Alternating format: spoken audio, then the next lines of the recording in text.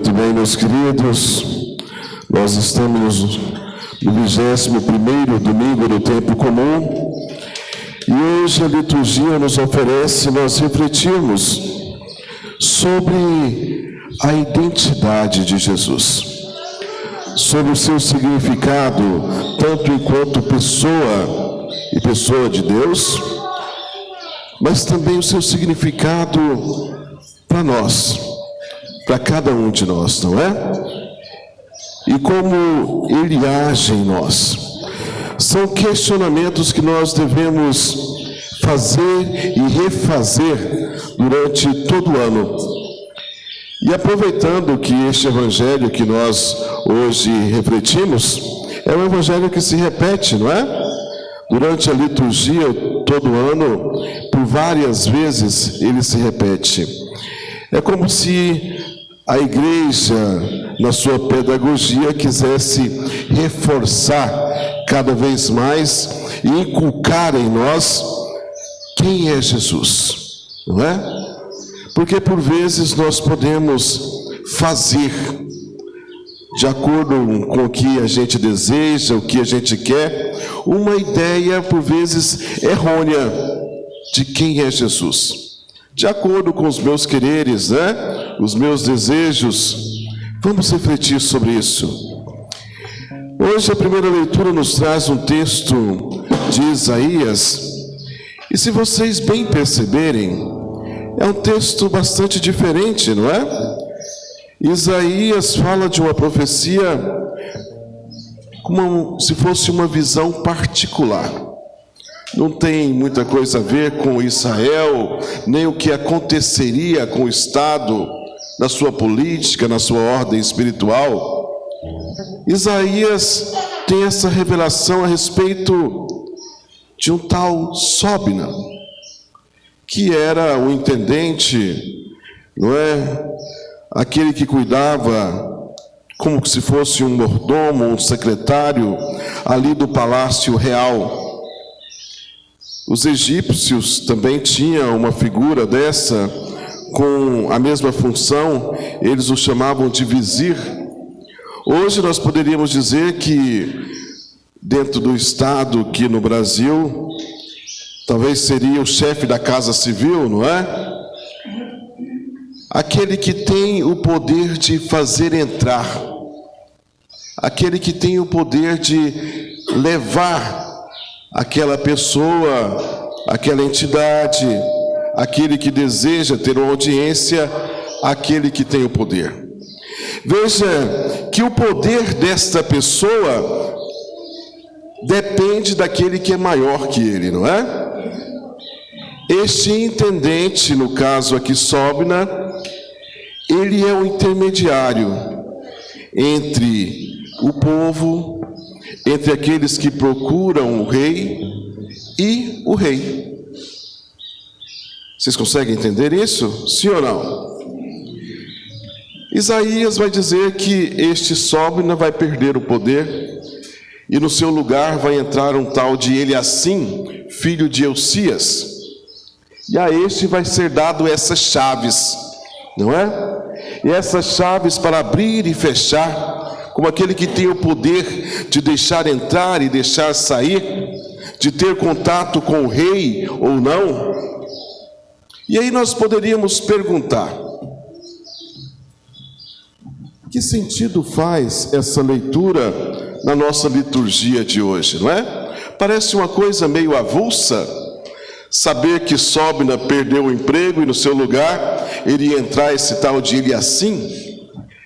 Mas nessa função de ter as chaves do Palácio Real, nós conseguimos compreender um pouco a ação de Jesus ao dar as chaves do reino dos céus para Pedro. Veja como a liturgia é bonita, não é? E nos ensina tanto. A Pedro é dado essas chaves. Agora não do palácio real, mas a chave do reino dos céus. Veja que a função de Sóbina e depois de Eliacim é de ser uma ponte, não é? Uma ponte Da mesma coisa vai acontecer com São Pedro.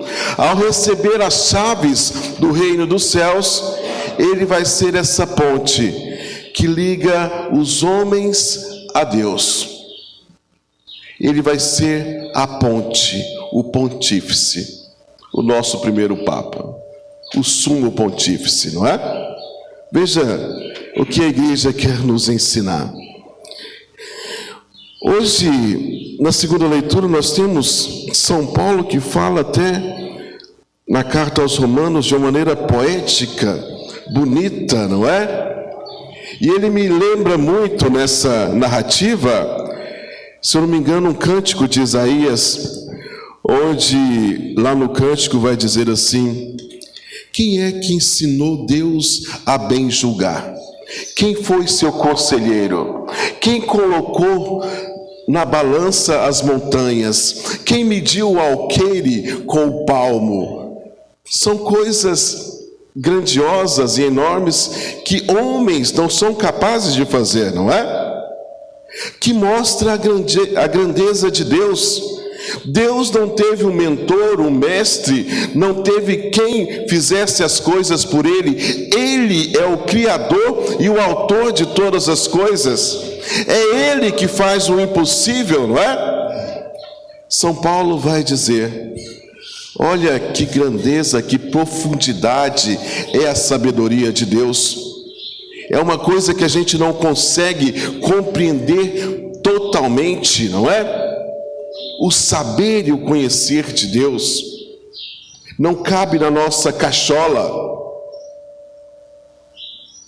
Mas se a gente perceber a história, a gente vai compreender que Deus sempre teve razão nas coisas que Ele fez, não é?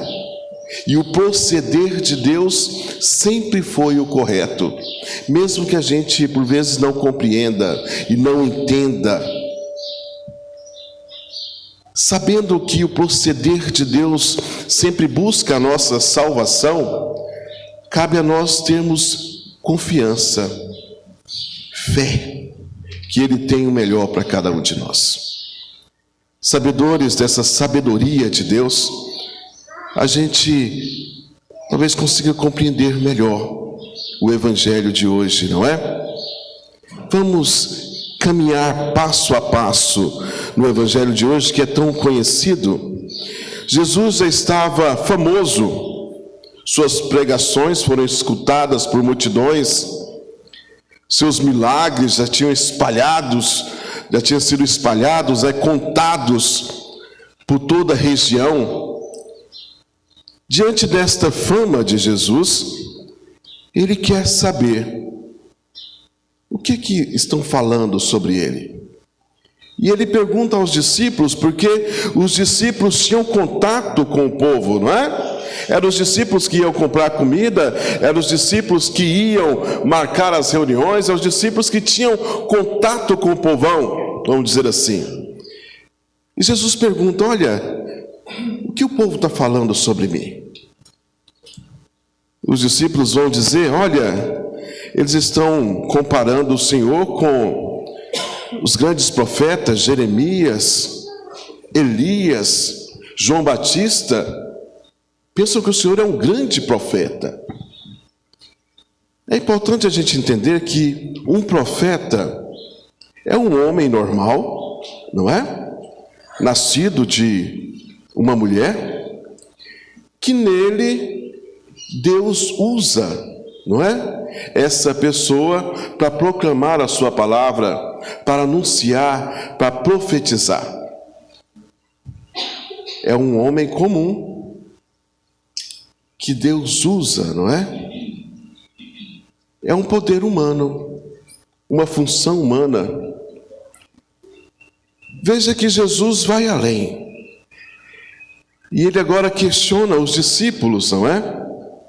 E vocês que comem comigo, e vocês que ouvem as explicações de maneira mais perto, e vocês que me acompanham nessa caminhada, e vocês que dormem no mesmo acampamento que eu, e vocês que estão comigo há 3 anos, E vocês, que estão tão próximos a mim, quem eu sou para vocês? Essa é uma pergunta importante, não é? É uma pergunta importante. E a mesma pergunta que é feita para cada um de nós. E você? E você, que vem todo domingo? E você que reza seu terço? E você que acompanha as celebrações? E você que acompanha a liturgia? E você que vê o Frei Gilson? Né? E você que faz as suas novenas? E você, meu querido? Quem é Jesus para você? Quem é Jesus para mim? Sabe por que essa pergunta é importante? Meus queridos, por vezes nós criamos uma imagem de Deus de acordo com o que a gente quer, não é? Para que a gente possa manter a nossa vidinha do mesmo jeito. Ah, como isso acontece! Ah, não, comigo não, diácono, não, eu sei quem é Jesus. É muito fácil a gente fazer um Cristo da maneira que a gente quer. E olha como isso acontece. Quando a gente fala certos tipos de coisa, ah, mas Deus me entende, Ele me ama, Ele sabe como eu sou, não é? Ele sabe que eu não consigo, Ele sabe dos meus limites, Ele sabe que eu sou assim. O que eu estou fazendo? Estou colocando um Jesus de acordo com as minhas convicções, não é? E se eu coloco Jesus de acordo com as minhas convicções, eu não preciso mudar, eu não preciso me espelhar nele, eu não preciso melhorar, eu não preciso crescer, eu não preciso que Ele habite em mim, porque é Ele lá e eu aqui. E sabe que nós temos duas vertentes que na história sempre aconteceu. Uma vertente de colocar Jesus como Deus lá no alto, muito longe na sua divindade, ou de colocar Jesus muito humano e esquecer que Ele também é Deus. Não é? Tem que haver a perfeita consonância para nós entendermos que Deus, na segunda pessoa da Trindade, se encarnou e se fez homem. Ele veio ao mundo, não deixou de ser Deus. Ele subiu aos céus e levou a nossa humanidade. Não é? Ele é perfeito homem e perfeito Deus. A partir do momento que nós compreendemos isso, olha, aí nós vemos, Jesus é o patamar da humanidade. Quando lá em Gênesis vai dizer que homem foi criado à imagem e semelhança de Deus, essa imagem e essa semelhança é o próprio Jesus. Fomos criados para ser a imagem, o reflexo de Jesus. De Jesus. Quando nós compreendemos isso, nós sabemos quem é Jesus. E é nele que nós devemos espelhar a nossa vida e a nossa história. Aí, meus queridos, significa que nós precisamos melhorar, não é? Porque Jesus, sendo a imagem e o objetivo pelo qual nós fomos criados, indica que a gente tem que cada vez mais se parecer com Ele, em atos, em ações, em pensamentos. Veja que é complicado, não é? Às vezes é muito mais fácil a gente dizer, ah, Jesus me ama, Ele sabe como é que eu sou, né? Ah, só esse pecadinho aqui, Jesus me entende, né? Só mais esse aqui, eu vou pecar só mais uma vez, né? Só mais uma vez. Jesus sabe como é que eu sou, a carne é fraca, carne é fraca. Veja, e aí parte para o segundo questionamento, não é? A gente sabendo quem é Jesus, que Ele é Deus, que Ele se encarnou e que Ele é a imagem a qual nós fomos criados, já temos essa ideia de quem Ele é enquanto Deus. A segunda parte é nós compreendermos o que Ele é para mim, não é? Porque uma coisa é eu entender e saber que Ele é Deus, que Ele é Deus, que Ele pode transformar a minha vida e a minha história. Outra coisa é compreender como Ele pode agir em mim, ou que de fato Ele está fazendo acontecer em mim, não é?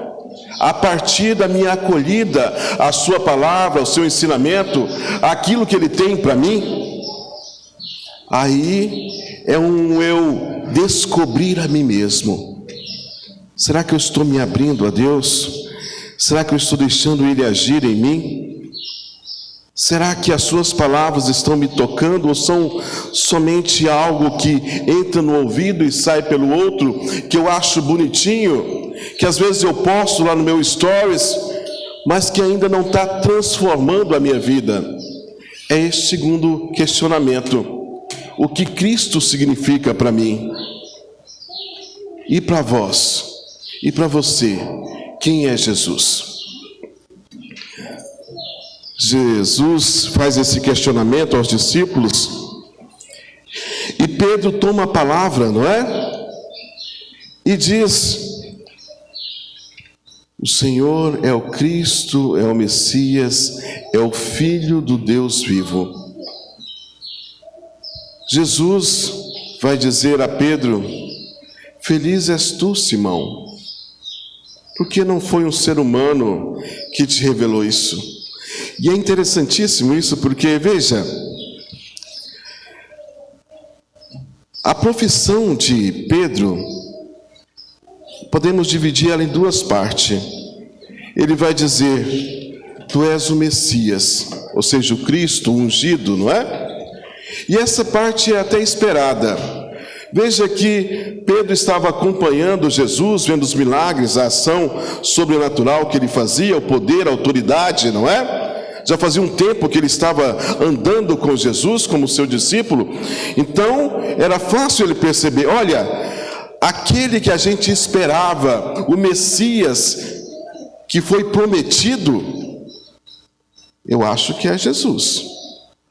Olha, e caminhando com ele, eu já vislumbro, já tenho quase a certeza. E caminhando mais um pouco, ele fala: não, agora eu tenho certeza, é o Messias. Porque o Messias esperado era um homem que teria o poder de Deus para transformar Israel, não é? Isso era o esperado, um homem vindo da parte de Deus com poder divino para transformar a história e inaugurar um tempo novo do dia do Senhor. Muito normal, não é? Pedro ter essa convicção e esse entendimento. Mas a segunda parte é algo sobrenatural. Pedro vai dizer: tu és o Filho de Deus. Essa parte que é a parte forte, não é? Porque Filho de Deus, ou seja, é também Deus. Na cabeça de um judeu, só existe um Deus. E um Deus você não pode nem falar o nome, nem professar o nome. Um único Deus. De onde Pedro tirou isso? Veja que até os teólogos daquela época, os fariseus, não é? Os chefes da sinagoga, aquelas pessoas que representavam a religiosidade da época, eles nem sequer cogitavam a ideia de Jesus ser Deus, ser Filho de Deus. Quando Jesus perdoava os pecados, não é? Eles já eram motivo para eles tentarem matar Jesus Cristo. Por quê? Somente Deus pode perdoar os pecados, não é? Olha, Jesus se fazendo como Deus. Veja que um dos principais motivos por que queriam matar Jesus não foi por causa dele ser revoltoso ou revolucionário.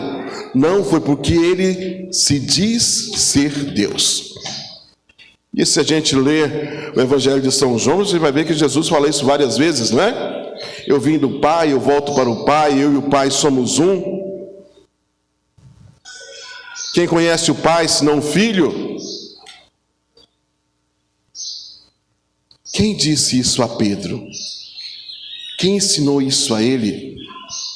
Jesus vai dizer: olha, feliz és tu, Simão, porque não foi o teu conhecimento, não foi o YouTube, não foi essas pregações que você ouviu para aí, não foi livro de autoajuda, foi o Pai que está nos céus que te revelou isso, o Espírito Santo, não é? Sabe, meus queridos, por vezes nós também devemos pedir ao Espírito Santo que renove e revele em nós novamente quem é Jesus. É preciso a gente fazer esse esforço, porque por vezes é muito fácil a gente, enquanto ser humano, tentar minimizar ou calar a voz de Deus em nós. O tempo vai passando e vocês bem percebem. Se a gente pegar a nossa história, a gente vai ver que por várias vezes a gente de repente está lá no auge da nossa fé e da nossa ação, da nossa religiosidade, não é? A gente está cheio às vezes do Espírito Santo e a gente faz tantas coisas, reza um terço, gosta de fazer as coisas, levanta de manhã, reza, faz as nossas orações, gosta de vir nas celebrações, mas de repente em certo tempo da nossa vida a gente vê que a gente está meio no marasmo, não é? Rezar um terço é difícil. Para vir às celebrações, a gente começa a achar tanta desculpa, né? Ah, mas tanta coisa melhor para fazer. Ou hoje eu tenho não sei o quê e eu não sei o quê. Não é? A gente somos assim, meio voláteis. Algum tempo a gente está no esplendor da nossa fé, cheio do Espírito Santo, outro a gente está quase dando asas ao diabo. Não é? Temos que pedir ao Espírito Santo para renovar em nós quem é Jesus. Quem é Jesus? Meus queridos, Jesus tem uma felicidade, uma alegria para todos nós. E essa felicidade é estar caminhando com Ele, é estar seguindo os seus ensinamentos. E veja quantos sinais e indicações Deus nos dá para que a gente tenha uma vida de felicidade, não é? De felicidade verdadeira, não essas satisfações momentâneas, mas de algo que pode transformar a nossa vida e nos dar sentido. Sentido. E sentido, ultimamente, é uma coisa importante para que a gente tenha essa felicidade. Tantas e tantas as pessoas na cultura que nós vivemos hoje perderam o sentido da vida. O sentido da vida.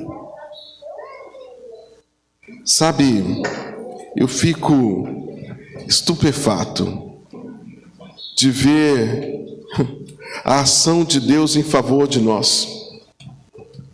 Nós temos um Deus que, olha, no ato mais supremo e sublime do amor, Ele se doa no madeiro da cruz para remir os nossos pecados, para nos abrir as portas do céu. Não é? Ele sofreu por nós, Ele deu sua vida por nós, é o ato mais sublime do amor. Mas Ele não parou nisso, não é? Ele ainda nos deixou indicações e sinais para que a gente possa ter um caminho de felicidade. É como se Ele dissesse assim: olha, criatura, eu estou aqui, siga meus sinais, eu deixei pistas, eu deixei o caminho para você seguir, eu deixei minha palavra, eu deixei o pão da comunhão, que é meu corpo, que é meu sangue, eu deixei um sacramento universal da salvação, que é a igreja. Sinais, pontes para ligar-nos aos céus. E Ele está lá na porta, falando: vem por aqui, vem criatura, vem. E a gente por vezes dá ouvido e voz a tantas coisas, né? Qualquer coisa chama a nossa atenção, né? Jesus está gritando lá da porta dos céus: vem seu Zé, vem seu Francisco, vem diácono. E nós de repente está aí ouvindo tantas coisas e tudo chama a nossa atenção. O cachorro passa ali na porta e fala: cachorro caramelo, né? Passa um carro de som lá longe, a gente já perde a atenção. E tantos são os ruídos nessa vida que tira a nossa atenção e o nosso foco em Deus. E o nosso foco em Deus. Jesus vai dar a Pedro a chave do reino dos céus. E vai dizer a ele: tudo que tu ligares na terra será ligado no céu. E tudo que desligares será desligado. É o poder da nossa igreja, não é? À igreja foi dado este poder de ser essa ponte, esse sacramento de salvação, eu diria até sacramental, não é? Ela é o depósito da fé. Se nós confiarmos na igreja, não é? Deixada por Deus. Olha, foi Jesus que disse: sobre esta pedra eu edificarei a minha igreja, e o poder do inferno nunca poderá vencê-la. E de fato nós estamos aí há 2000 anos, não é? Triunfante sobre o inferno. Triunfante sobre o inferno. É preciso que a gente confie que ela tem ensinamento verdadeiro para que a gente possa chegar aos céus. Ela é essa ponte, na pessoa do Pedro, na pessoa do Papa, na pessoa do Bispo, não é? Uma hora ou outra, a gente tem que aproveitar uma oportunidade para a gente dar uma catequese sobre a importância que tem nós termos bispos, que são os príncipes da igreja, não é? Se não tivéssemos bispos nessa ligação hierárquica que eles têm com o Papa, nossa igreja já não existiria mais. A gente vê por aí tantas pessoas, às vezes, criticando a eleição dos bispos, não é? Porque não é o povo que indica, que é o povo que não elege. Meus queridos, mas se não tivéssemos os bispos, nossa igreja se esfarinharia e estaria por aí com diversas seitas esparramadas, e essa igreja que é universal, que está no mundo todo, hoje não existiria. Mas isso é um assunto para outra época, né? Para outra hora. Importa-nos agora perceber, e eu vou fazer um convite a vocês: renovem durante essa semana este questionamento: quem é Jesus? Quem é Jesus? Na sua pessoa. E quem é Jesus para mim? Amém? Amém. Louvado seja nosso Senhor Jesus Cristo. Amém.